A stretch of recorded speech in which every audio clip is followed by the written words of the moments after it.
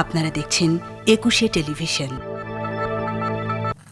ফেনী কারাগারে ধর্ষণ মামলার ভুক্তভোগীর সাথে বিয়ে হওয়া আসামি জিয়াউদ্দিনকে 1 বছরের জামিন দিয়েছেন হাইকোর্ট। বিচারপতি এম এনায়েতুর রহিম ও বিচারপতি মোহাম্মদ মুস্তাফিজুর রহমানের বেঞ্চ এই আদেশ দেন।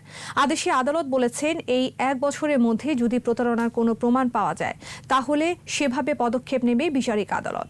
আদালত শুনানিতে বলেন, নারীবাদী সংগঠনগুলো এই বিয়ে নিয়ে যে নেতিবাচক মন্তব্য করেছেন তা অনুচিত। সামাজিক ভারসাম্য রক্ষায় এ ধরনের আদেশ দেওয়া হয়েছে। এর আগে গত 19 নভেম্বর ফেনী কারাগারে আসামি জিয়াউদ্দিনের সঙ্গে বিয়ে হয় ওই নারীর। গেল 27 মে ভোরে একই ঘরে জিয়া ও অভিযোগকারী মেয়েটিকে আটক করে গ্রামবাসী। পরে দুজনকে বিয়ে দিতে চাইলে ছেলের বাবা রাজি না হয় ওই দিন মেয়েটি সোনাগাজী থানায় ধর্ষণ মামলা করে।